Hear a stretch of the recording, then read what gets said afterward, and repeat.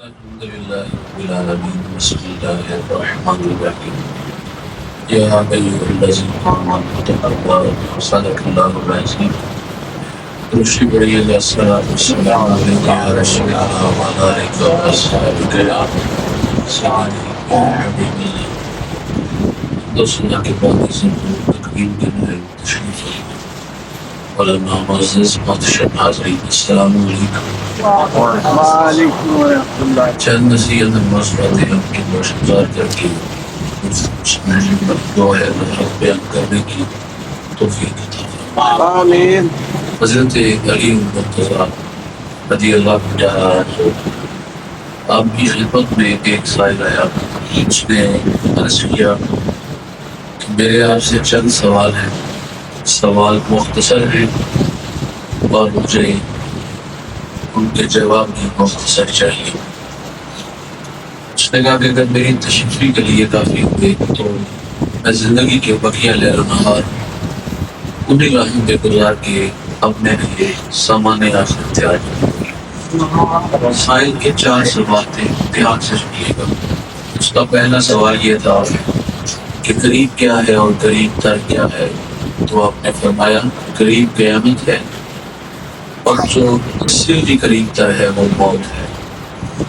موت اتنی قریب ہے یہ ہم میں سے کسی کو کوئی خبر نہیں کہ سانسوں کی مالا کا پھوٹ جائے اور یہ موتی خواب میں مل جائے۔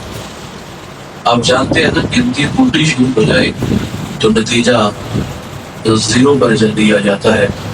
میری اور آپ کی زندگی کی گنتی یہ الٹی شروع ہو چکی ہے اور ہم لوگ مرنے تک دھوکے میں رہے اور اس گمان میں جیتے رہے کہ ہم دن بدن بڑے ہو رہے ہیں۔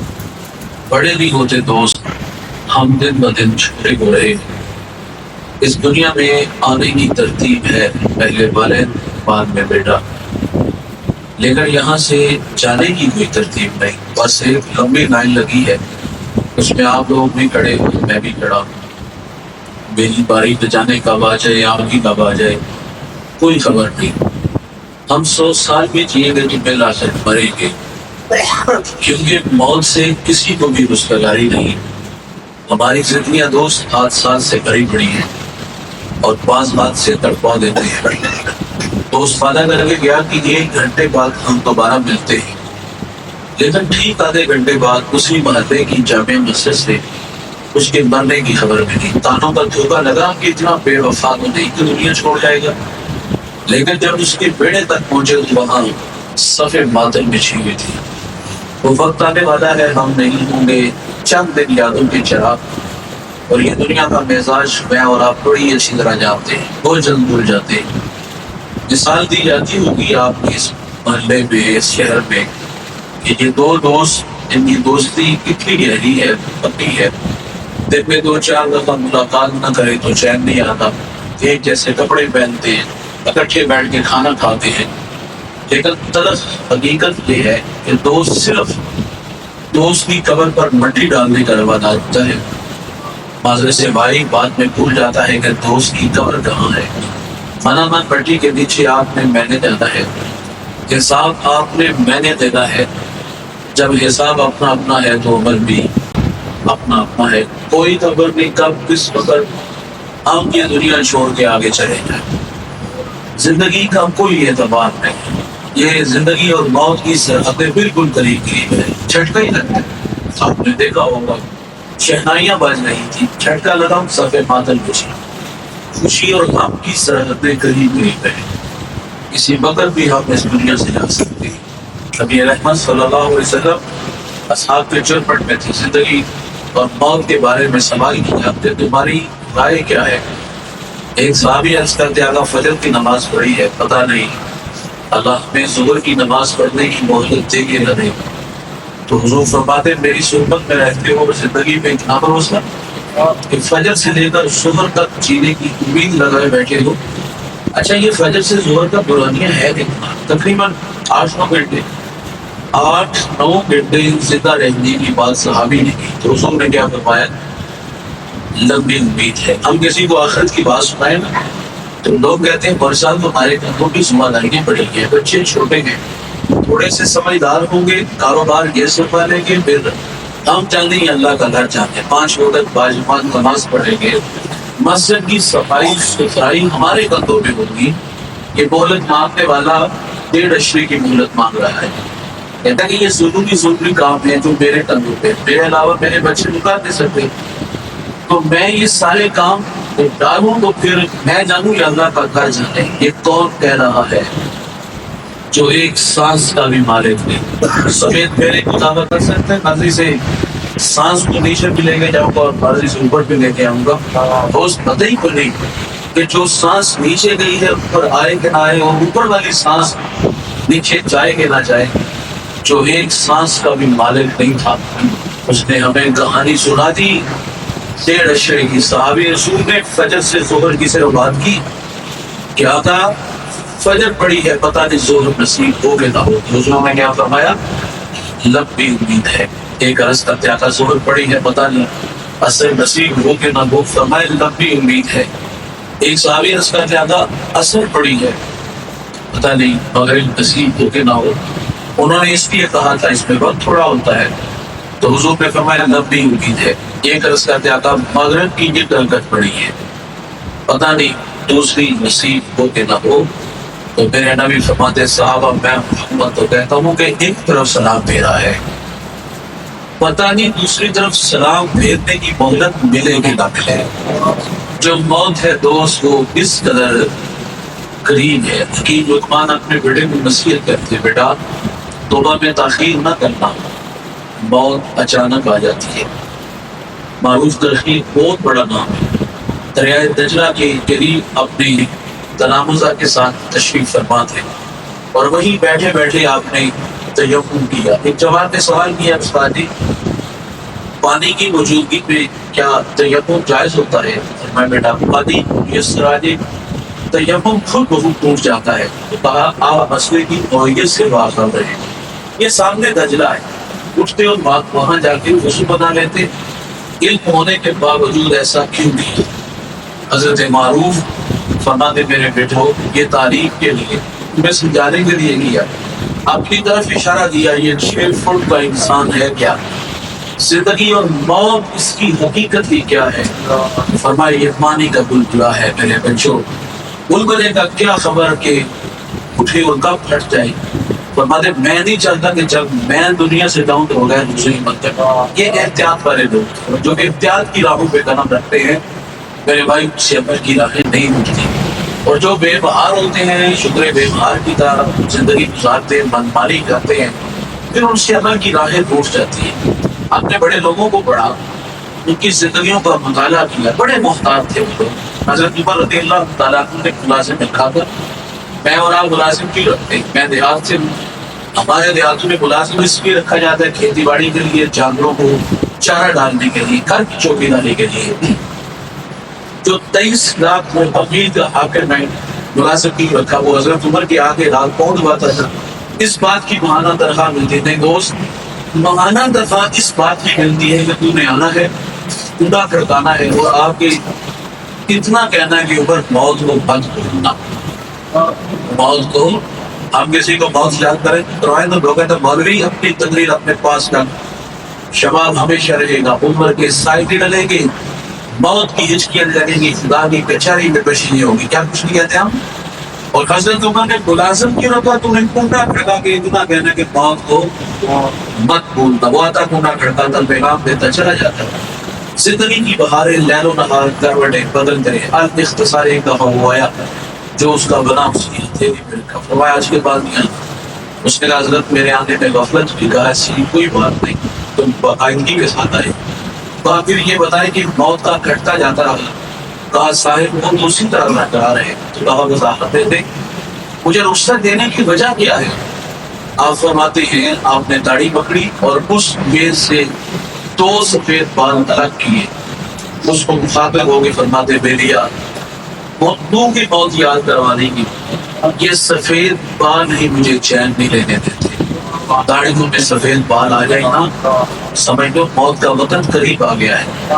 اٹھتے جنازے، پھیلی ہوئی قبریں، بچھے ہوئے سفید ماتم، میرے بھائی یہ پیغام موت دیتے. ہمیں خبر نہیں کب چلے جائیں، کس کو کیسے چلے۔ آئینے کے سامنے ایک جوان کھڑا ہے یا داڑھی میں سفید بال دے کے گھومنے لگے، آپ جانتے ہیں وہ کون تھے؟ یہ وہ شخصیت ہے جس کو میرے نبی نے دنیا میں 11 مرتبہ جنت کی بشارت دی ہے۔ یہ وہ جوان ہے جس سے فرشتے حیا کرتے ہیں۔ یہ وہ جوان ہے جس کے بارے میں رسول اللہ فرماتے میری اگر 40 بیٹیاں بھی ہوتی نا تو میں ایک ایک کر کے عثمان کے نکاح میں دے دیتا۔ داڑھی میں سفید بال دے کے تو رونے لگے۔ کسی نے کہا حضرت کیا ہوا؟ آپ فرماتے موت کی نشانی آ گئی ہے، لیکن عثمان نے ابھی قبر کی تیاری نہیں کی۔ کتنے بڑے لوگ اور کس قدر ڈرنے والے تھے، آخرت کے معاملے میں کتنے فکر مند تھے۔ میں اور آپ اپنا رویہ اپنا مزاج دیکھ سکتے ہیں۔ کوئی آخرت کے لیے دستک دے تو ہمارا مزاج کیسا ہوتا ہے؟ تو قریب قیامت ایسا ہے، اور جو اس سے بھی قریب تر ہے وہ موت ہے۔ اور غزالی نے ایک بڑی بات لکھی، آپ فرماتے قبرستان جایا کرو اور جا کے دیکھو کہ کتنا حسینوں کی مٹی خراب ہو گئی ہے۔ جو بدن پر چوٹی بھر مٹی رکھنا گوارا نہیں نہ کرتے تھے، آج منا من مٹی کے نیچے ہے۔ ہم نے وہاں جانا ہے۔ یہ کندھے گواہ ہیں، اپنے ان کندھوں میں بڑے بڑے کڑیے جوانوں کو اٹھایا اور اپنے ہاتھوں سے مٹی ڈالی ہے۔ کسی کے لیے جمع ہوتے تو کیا لوگ ہمارے لیے نہیں آئیں گے؟ آگے ہم ہوں گے، پیچھے لوگ کھڑے ہوں گے، کندھوں پہ اٹھا کے پھر بھی قبر تک اتاریں گے۔ اور یہ دنیا کا پرانا مزاج ہے، جلد بھول جاتے ہیں، لیکن جو زندگی اچھی گزاریں گے، آخرت کی فکر رکھیں گے، مرے کہ نہیں، ملے کہ نہیں، تذکرے بھی لیں گے۔ تو پہلا سوال مولا کائنات سے جب کیا گیا تو یہ تھا قریب کیا ہے، قریب تر کیا ہے؟ فرمایا قریب قیامت، اور جو اس سے بھی قریب تر ہے وہ موت ہے۔ سائے کا دوسرا سوال یہ ارشاد فرمائے عجیب کیا ہے اور عجیب تر کیا ہے؟ فرمایا عجیب دنیا ہے، اور جو عجیب تر ہے فرمایا وہ دنیا کو طلب کرنا ہے۔ الدنیا سجن المومن و جنت الکافر، دنیا مومن کے لیے قید خانہ، کافر کے لیے یہ جنت ہے۔ دنیا مردار، اس کو جاننے والے کتے۔ حضور شاہ نقشبند بخاری فرماتے ہیں جو دنیا کو محبت کی نظر سے دیکھے گا اللہ سینے سے تقوی کے نور کو کھینچ کے لے جائے گا۔ دیکھیے دوست، اسلام یہ نہیں کہتا بیوی بچے چھوڑو، مقام چھوڑو، جنگلوں میں، بیابانوں میں، ویرانوں میں، باروں کی تنہائیوں میں بیٹھ کے ہم منہ کے نعرے لگاؤ۔ لا رحمانیت فی الاسلام بولنے دوسرے کا نام دین نہیں۔ اسلام کیا کہتا ہے؟ اس کے حلال کما کے جو لقمہ بیوی کے منہ پہ رکھو گے اللہ اس کو صدقہ لکھ دے گا۔ ہاتھ سے رزق کمانے والے کو اللہ کا حبیب کہا۔ اور اقبال بھی تو تنقید کرتا جا بیٹھ کے سگار میں اللہ کو کر یاد۔ یہ اسلام کا مزاج نہیں بھائی، اسلام رخصت دیتا ہے۔ اسلام کہتے ہیں حلال کما کے لا کر کے پھر گناہ کرتا ہے۔ دیکھیے فطرت پہ بھول جانا ہے، گناہ کا ہو جانا ممکن ہے، لیکن بھائی نا جب گناہ ہو جائے تو اترانا نہیں چاہیے، گناہ ہو جائے تو اس کا اظہار نہیں کرنا چاہیے، گناہ ہو جائے تو ہاتھ جوڑنا چاہیے، جب گناہ ہو جائے تو منت کرنی چاہیے، گناہ ہو جائے تو جب لوگ خواب خرگوش کے مزے لے رہے ہو نا تو آپ مصلی لے آؤ، پیشانی جھکاؤ، پچھلی راتی رحمت رب دی کرے بلند آوازہ، ہے کوئی بخشش مانگنے والا کھلا ہے دروازہ، توبہ کا در بند نہیں ہوا، سورج جو ہے مغرب سے طلوع نہیں ہوا، توبہ کا در کھلا ہوا ہے، مجرم جتنا ہی مرضی بڑا کیوں نہ ہو بھائی، صرف ایسے ہاتھ جوڑے، منت کرے، آنسو بہائے، معذرت کرے، حدیث کے طرف سے اللہ اس کے گناہ کو لوہے محفوظ سے مٹا دے گا۔ ہم تو مائل بکرم ہیں، کوئی سائل ہی نہیں، بات دکھلائیں اس سے کوئی راہ روے منظر ہی نہیں، جو گناہ چھوڑ دے یہ اللہ کی عادت ہے، اللہ معاف کر دیتے ہیں، کیونکہ آج سامی نہیں کھلے راہ بھی نہیں، آج معذرت کریں گے تو وہ معاف کر دے گا۔ سنیے جنت البقیع کے قبرستان میں ایک گویا جو گانے گاتا ہے وہ کھڑا رو رہا تھا۔ اس بات پہ اس کو رونا آیا کہ جب تک آواز کا وسعت تھا تو پیٹ کی آگ بجھتی تھی، آج آواز ختم ہوئی تو کوئی منہ بھی نہیں لگاتا۔ فنکار نصرت خان کے ساتھ ہوتی ہے، بھائی فن ہے وہ فنکار ہے، بڑے بڑے نام آپ لوگوں نے سنے ہوں گے، لیکن جب بستر عدالت پہ زندگی موت سے لڑنے لگے کسی نے وہ بھی نہ لگایا، بھائی آواز گئی تو کسی نے ٹھیک بھی نہ دی۔ فنکار نصرت فن کے ساتھ ساری زندگی مدینہ میں گانے گانے والا اور گانا گا کے پیٹ کی آگ بجھانے والا، آج بوڑھا ہوا آواز کے کسی نے منہ بھی نہ لگایا، لیکن یہ وعدہ ہے میرے رب کا، مجھے گناہ چھوڑ کے آج ایک معذرت کر لے، میں معاف کر دیتا ہوں۔ یہ بقیع کے قبرستان میں کھڑا رو رہا تھا اور اس بات پہ ندامت آنسو بہا رہا تھا کہ یا اللہ غفلت میں گزاری ہے زندگی، لیکن میں مجھے منہ تیرا، لیکن معافی مانگ رہا ہوں، مجھے معاف کر۔ اور ساتھ کہتے ہیں اللہ اب بڑھاپے میں تیرا بندہ کہاں تکے پائے گا، تو مہربان ہے، تو عطا کرنے والا ہے، تو بانٹنے والا ہے۔ اے اللہ میں تیرے حضور دعا کرتا ہوں کہ آپ بڑھاپے میں میرے لیے کوئی رزق کا بندوبست کر دیں۔ حضرت عمر رضی اللہ تعالیٰ کو مسجد نبوی میں باپ استراحت تھے، خواب میں آواز آئی مر بقیع کے قبرستان میں میرا بندہ مجھے مدد کو پکار رہا ہے، اٹھو اور اس کی مدد کو پہنچو۔ یار ننگے پاؤں ننگے سر حضرت عمر کی توڑ لگی ہے۔ جب قدموں کی آہٹ اس گویے نے سنی نا تو پیچھے پلٹ کے دیکھا تو حضرت عمر سے کہتے ہیں اللہ آج عمر کے غضب سے بچا لینا۔ توڑنے لگا تو میٹھا اور مت بڑا لہجہ، آواز کیا آئی؟ رکو، میں خود نہیں آیا، مجھے کسی نے بھیجا ہے۔ وہ کہتا ہے کس نے بھیجا؟ کہا جسے تو ابھی ابھی پکار رہا تھا۔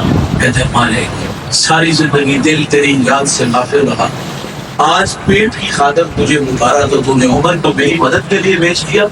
بس ایک چیخ ماری اور جان جانے آفرین کے سپرد کی۔ اس کا احساس کہ اس کا جنازہ حضرت عمر نے، اس کا فخر کہ اس کو اپنے ہاتھوں سے حضرت عمر نے لحد پہ اتارا۔ مجھے معافی مانگ لے تو بھائی اللہ معاف کر دیتا ہے۔ صرف ہاتھ چھوڑ دے، محنت کرنی، ترلا کرنا ہوگا یار۔ اترانے والوں کو کیا وہ معاف کرے گا؟